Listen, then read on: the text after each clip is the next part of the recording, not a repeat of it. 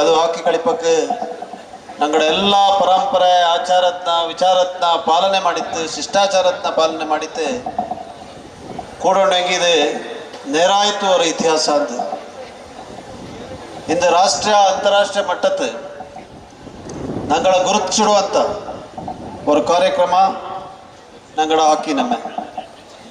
ಅದಕ್ಕೆ ಈ ಹಾಕಿ ನಮ್ಮೆಲ್ಲ ಚಾಯೋಡೆ ನಡ್ತದೆ ನಂಗಕ್ಕೆ ನೇರಾಯಿತು ನಂಗಡ ಜನಾಂಗಕ್ಕೆ ಸಲ್ಲುವಂಥವರು ಗೌರವ. ಇಂದು ಈ ಕಾರ್ಯಕ್ರಮಕ್ಕೆ ಎಲ್ಲ ಪೆರಿಯ ಬೆಂದುವ ಬಂತು. ನನಗೆಲ್ಲರಿಗೂ ಕೂಡ ನಾನು ಹಾಕಿ ಅಕಾಡೆಮಿರ ಪರವಾಯ್ತು ಪಿಂಜ ಮುದ್ದಂಡ ಒಕ್ಕಡ ಪರವಾಯ್ತು ಧನ್ಯವಾದ ನೆನಚಿಡೋಕೆ ಬಂದದ್ದು. ನೆನಚಿಗೆ ಎಲ್ಲರೂ ಕೂಡಿತೆ ಈ ನೇರಾನವಂಥವರು ಸಂಸ್ಕೃತಿನ ಬಿಂಚಿಡುವಂಥ ಈ ಬಲ್ಲಿಯವರ ಕೂಟನ ಯಶಸ್ಸು ಮಾಡೋಕ್ಕೆ ಸಾಧ್ಯ.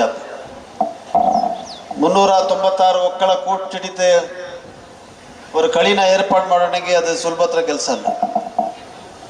ಅದಕ್ಕೆ ಭಾರಿ ಶ್ರಮೆಯನ್ನು ಮುದ್ದಂಡ ಒಕ್ಕತ್ರ ಹಿಂಗೆ ಅಟ್ಟಿತ್ತೆ. ಅದ್ಲು ರಶೀನ್ ಸುಬ್ಬಯ್ಯ ಭಾರಿ ஒரு ಉತ್ಸಾಹಿ ಯುವಕ ಅವಡ ಅಪ್ಪಡ ನೇತೃತ್ವದಲ್ಲಿ ಇದು ಭಾರಿ ಛಾಯೋಡೆ ಈ ಕಾರ್ಯಕ್ರಮದ ಆಯೋಜನೆ ಮಾಡಿತ್ತು.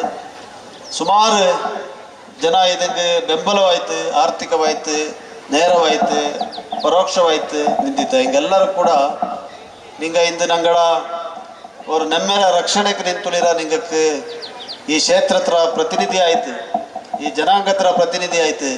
ನಾನು ಧನ್ಯವಾದನ ಕೊಂಡೋಗಿ ಬೈದನುಳು. ಹಬ್ಬ 25ನೇ ಒಂದು ವರ್ಷ ನಿರಂತರ ಸತತವಾಗಿ 25 ವರ್ಷ ಇಲ್ಲಿ ಕೊಡಗುವಲ್ಲಿ ಹಾಕಿ ಉತ್ಸವವನ್ನು ಏರ್ಪಡಿಸ್ತಾ ಬಂದಿದ್ದೀರ.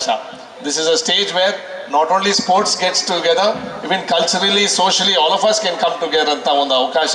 ಅದು ನಾನು ಸರ್ಕಾರದ ವತಿಯಿಂದ ಇರ್ಬೋದು, ಇಲ್ಲಾಂದರೆ ವೈಯಕ್ತಿಕವಾಗೂ ನಮ್ಮ ಈ ಕಾರ್ಯಕ್ರಮಕ್ಕೆ ಯಶಸ್ವಿ ಆಗೋಕ್ಕೆ ಏನು ಸಾಧ್ಯವಾಗುತ್ತೆ ನಾವು ಕೈ ಜೋಡಿಸ್ತೀವಿ ಅಂತ ಹೇಳ್ತಾ, ಮತ್ತೊಮ್ಮೆ ಲಾಸ್ಟ್ ಟೈಮ್ ಏನು ಕುಂದೋಳಣ್ಣ ಫ್ಯಾಮಿಲಿ 400 ಟೀಮ್ ಹೆಚ್ಚಿನ ಸಂಖ್ಯೆಯಲ್ಲಿ ಸಿಕ್ತು, ಅದೇ ರೀತಿಯಲ್ಲಿ ಅವರೇನು ವರ್ಲ್ಡ್ ಗಿನ್ನೆಸ್ ರೆಕಾರ್ಡ್ಸ್ ತೊಗೊಂಡಂಥ ಸಂದರ್ಭದಲ್ಲಿ ನಾನು ಐ ಆಮ್ ಹೋಪಿಂಗ್ ಮುದ್ದಂಡ ಫ್ಯಾಮಿಲಿನೂ ಈ ಸಲ ಆ ಗಿನ್ನೆಸ್ ರೆಕಾರ್ಡ್ನ ಬೀಟ್ ಮಾಡೋಕ್ಕೆ ಒಂದು ಅವಕಾಶ ಸಿಗ್ತದೆ ಅಂತ ಸೇರ್ತಾ, ನನ್ನ ಅಭಿಪ್ರಾಯ ಸೋಲು ಗೆಲುವು ಇದ್ದೇ ಇರ್ತದೆ, ಬಟ್ ಪಾರ್ಟಿಸಿಪೇಷನ್ ಇಸ್ ಇಂಪಾರ್ಟೆಂಟ್.